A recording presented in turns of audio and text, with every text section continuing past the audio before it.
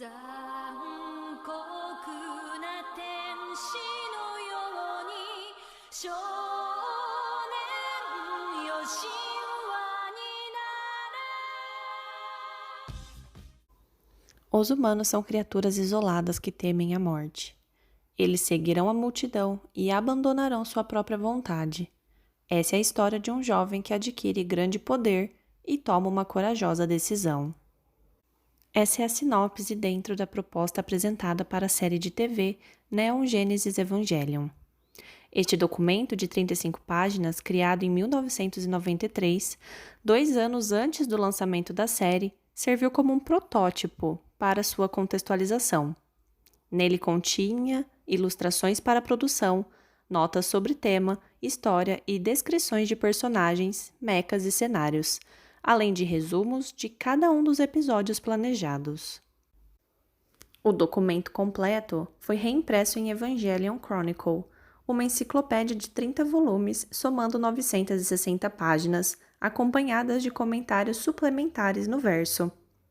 Além disso, algumas traduções de páginas isoladas estão disponíveis na internet. Vasculhem!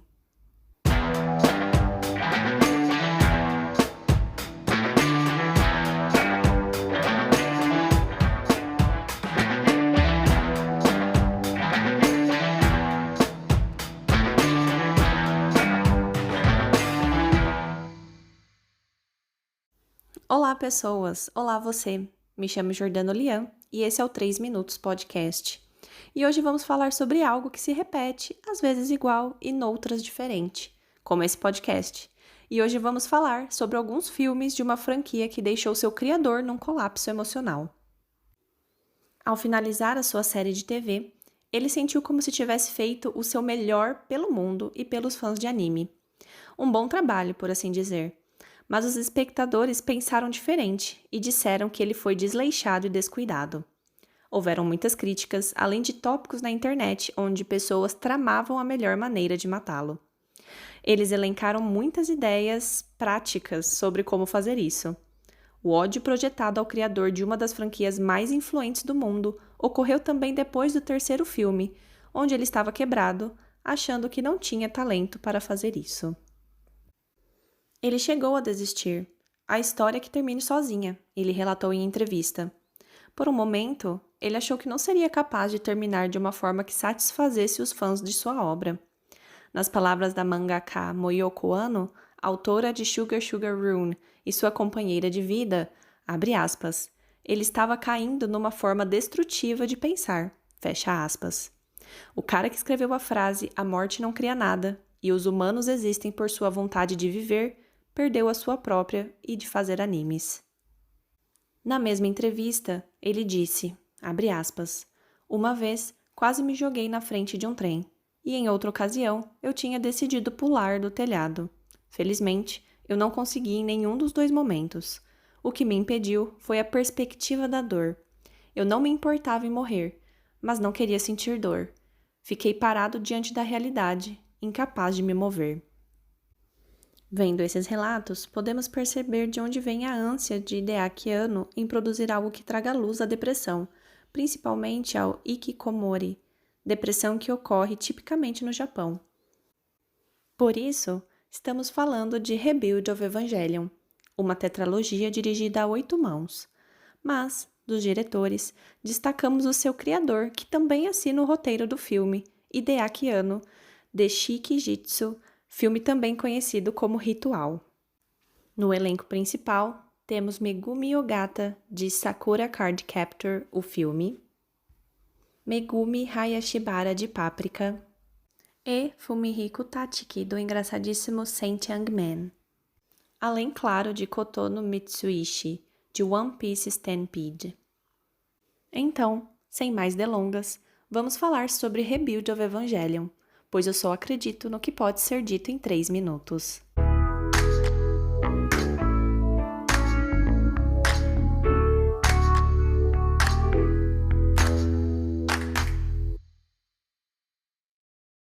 Recebi a tarefa homérica de falar sobre Evangelion. Uma tarefa nada fácil. visto que esta é uma daquelas obras que não importa quantas vezes assistimos ou discutimos sobre, sempre haverá novas interpretações, e eu estou aqui para tentar fazer um breve comentário sobre ela. E eu começo dizendo que Evangelion é sobre uma história que se repete. Shinji está a todo momento repetindo a história do pai, mas sem saber. É sobre isso que pretendo que seja meu breve comentário sobre essa maravilhosa tetralogia. Rebuild of Evangelion é uma tragédia edípica. E aqui, eu digo edípica não enquanto uma analogia direta à história de Édipo Rei, mas no sentido de que é uma história que se repete. A psicanálise, por exemplo, vai se ocupar da tragédia enquanto uma história de desamparo e de estranhamento. Por isso meu paralelo aqui. Assim como Édipo, que desconhece sua história e não percebe que repetir a história do seu pai a ponto de concretizá-la, Shinji também repete a história do pai e caminha pelo mesmo destino que o dele, sem perceber que esse destino lhe foi imposto de antemão.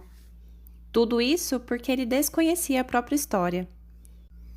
No momento em que ele se dá conta, ou seja, no momento em que ele entende e sabe que repete uma história que não é a dele, é um momento de emancipação de si enquanto sujeito, e ele pode, finalmente, escolher o próprio destino para si.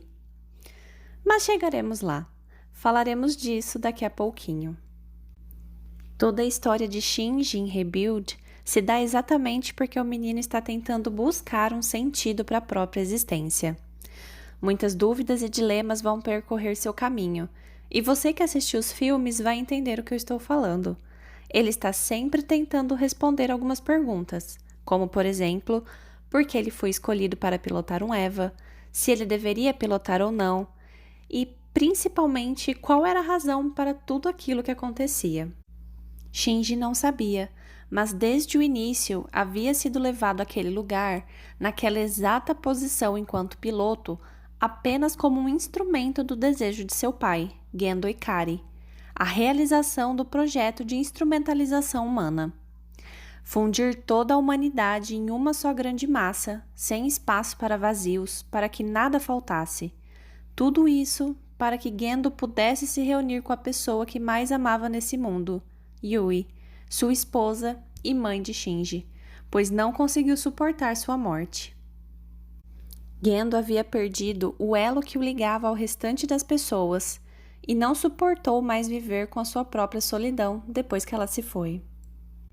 Shinji entra então na história enquanto filho desses dois personagens, que estava ali exclusivamente como um mero instrumento, uma ferramenta de Gendo, como uma parte primordial para este plano. Shinji não sabia, mas estava desde o início submetido nesta lógica, e ele performava o seu papel de forma exemplar. Afinal, não importava qual decisão o menino tomava ao longo do caminho, se decidia agradar o pai ou salvar seus amigos, se optava por lutar ou não lutar, ou até mesmo em como lutar. No final, ele sempre se direcionava para o destino de ser esse instrumento de realização do desejo do pai. Nada mais fazia sentido. Shinji não conseguia escolher por si e não percebia que não só trilhava o destino que o pai colocou para ele, como também caminhava pelos mesmos passos do pai. E ele só entende isso tudo quando senta finalmente para conversar com este que o antecede, no final do filme. Assim como Gendo, Shinji se isolava do mundo. Era apático e pensava apenas em si. Tentava ao máximo não sofrer e não sentir nenhuma dor, mas era impossível. Tudo passou a não fazer mais sentido e o menino foi ficando ressentido, com raiva de sua existência, de forma sempre ambivalente. Odiava e amava o vínculo com os outros ao seu redor, da mesma forma que odiava e amava a si mesmo. Queria se afastar na mesma medida em que precisava da aproximação do outro. É só ao conversar com seu pai que entende que ele era igualzinho a si quando mais novo, coisa que Gendo inclusive assume no diálogo entre os dois. Gendo também havia se ressentido com a sua própria existência e com os outros, no momento em que perde o amor de sua vida, aquela que havia o tirado de sua bolha e feito ele experimentar o que significava amar e ser amado. Ao perdê-la, como ele poderia suportar viver em um mundo sem ela? Assim, Gendo se endurece em sua dor e escolhe pela instrumentalização humana. Shinji finalmente entende seu pai, compreende a história deste que o antecede, que o convocou para este destino que não era o dele. Agora, Shinji entende e decide que não quer mais trilhar por esse caminho de amargura e sofrimento, que quer dar uma nova possibilidade de vida para si e para todos aqueles que mais amava, mesmo que custasse recriar aquele universo. Seria um novo início, um Neon Gênesis. Recriar um mundo onde não haveria mais Evangelion ou anjos, e nem a necessidade de lutar, onde todos poderiam viver juntos. Porém, entenda, não era sobre reiniciar ou reverter o tempo, mas sim sobre continuar de uma nova e diferente forma a partir daquele ponto, para que cada um deles pudessem se refazer e se recriar frente aos seus próprios traumas e inseguranças, com a chance de tomar para si e fazer algo com o próprio destino. Afinal, só é possível se abrir para um novo começo na medida em que abrimos mão daquilo que se passou, ou até mesmo daquilo que fomos. Não seria possível achar uma saída para o fim do mundo, ou para si mesmo, se ele não estivesse disposto a abrir mão daquela vida, daquele universo e daquelas pessoas, para terem a chance de construir algo novo. Recriar aquele universo seria o novo caminho de elaboração e possibilidade de interromper a tragédia que se repetia. Shinji, então, com os olhos cheios de lágrima, se despede dos seus pais da infância, dos seus vínculos e daquela realidade, e se sente mais seguro para seguir em frente por um novo caminho, embora esse caminho seja assustador e desconhecido, estava cheio de possibilidades. Não mais Shinji seria sujeitado por uma história que não era dele, mas teria a oportunidade de recriar uma nova história para si.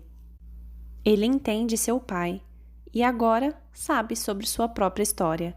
Querer saber é um lugar de angústia, de desamparo e de tragédia, mas é também um lugar de emancipação. Tal como Édipo que se cega para poder ver, Shinji destrói o mundo para continuar vivendo. Hideaki Anno foi brilhante ao escolher o título da tetralogia, Rebuild, ou seja, reconstrução. Shinji reconstrói sua história de forma muito mais consciente e seguro de si. Ele entende que não mais precisa se desesperar frente a alguma adversidade e que, por mais que doa, ele consegue agora suportar.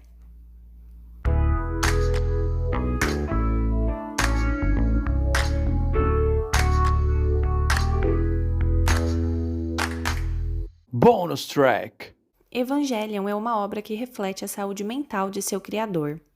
Como dissemos anteriormente, esta obra representa a batalha de Anno com sua depressão, e se prestarmos atenção, iremos conseguir identificar cada período de sua luta interna refletida e colocada em Evangelion, seja em Neogênesis, nos filmes que se seguiram ou na reconstrução deste mundo em Rebuild.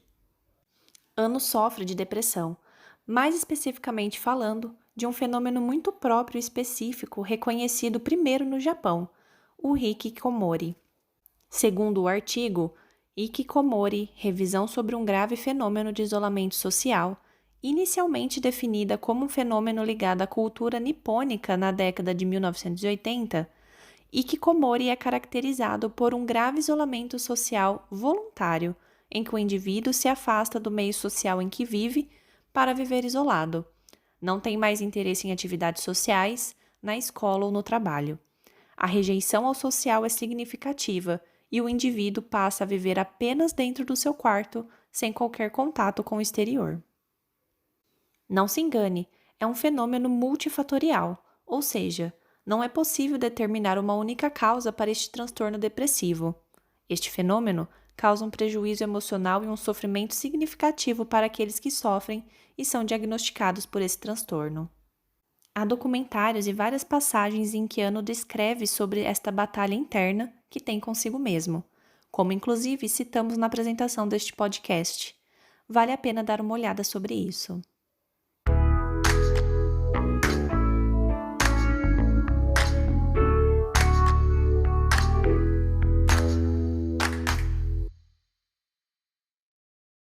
Bom, isso é tudo, pessoal. Hideaki Anno leva ao extremo o conceito narrativo de show, don't tell. Ele mostra, constrói e ambienta, não sendo verborrágico. Ele não fica falando tudo, e o X da questão é essa. O evangelho da nova Gênesis é a depressão. No Japão, há uma expressão kokoro ga oreru. É uma expressão idiomática japonesa que significa coração em pedaços. Ela é usada para descrever alguém que desistiu ou que teve seu coração destruído. Hideaki Anno a usa sempre para descrever seus sentimentos sobre Neon Genesis Evangelion. Ela é frequentemente usada para descrever uma pessoa que perdeu a esperança. Esta expressão, kokoro ga oreru, foi usada pela primeira vez para descrever como Ganji Shinobu queria deixar sua oponente Jackie Sato depois de uma luta de wrestling feminino em 18 de julho de 1987. A expressão foi usada e popularizada pela autora Makiko Ueda ao escrever sobre a luta no livro Lenda das Garotas do Wrestling Profissional. Para Toshio Suzuki, produtor e lenda viva do estúdio Ghibli, o sucesso de Evangelion se dá pois os jovens se identificam com a dor de viver. E se você, ou alguém próximo a você, está se sentindo com esta dor e o seu coração está quebrado, dê um tempo. Veja se as coisas se curam. Caso não se sinta melhor, não hesite em procurar ajuda especializada. Essa condição é séria e incapacitante, mas como demonstrado pela vida e obra de Hideaki Anno, é possível melhorar com uma rede de apoio e tratamento. Você pode obter ajuda nos Centros de Atenção Psicossocial, também conhecido como CAPS, e nos ambulatórios especializados do SUS, o Sistema Único de Saúde. E no mais é isso. Alguns filmes produzidos por Toshio Suzuki apareceram por aqui, e também Takeshi Honda, membro do extinto estúdio Gainax, que adaptou os designs originais dos mechas de Neon Genesis Evangelion e designs dos personagens a partir do trabalho de Yoshiyuki Sadamoto, o mangaka por trás do mangá de Evangelion. Também teve 2 trabalhos citados aqui, O Menino e a Garça e Animatrix. Assim, deixarei links na descrição dos episódios. Além do que, a cidade Kobe, citada no texto que acompanha este podcast, também já foi cenário de um filme que apareceu por aqui. Assim como Tokusatsu, também já foi citado no texto e em um 3 minutos podcast. E também terão link na descrição. E se você gostou ou não deste episódio, aproveite para mandar seus comentários, dicas e sugestões para que possamos continuar produzindo nosso conteúdo e, quem sabe, expandir nosso projeto e finalmente aumentar nossa periodicidade e relevância. Então, acesse cinescrito.com e vá até a página Apoie. Lá há várias formas de contribuir ou, se preferir, colabore compartilhando o 3 Minutos Podcast e o Cine Escrito, para que assim possamos crescer de forma natural e orgânica, falando sempre mais sobre cinema, pois um filme não acaba quando termina. Até mais, mantenham-se sempre à esquerda e hidratem-se.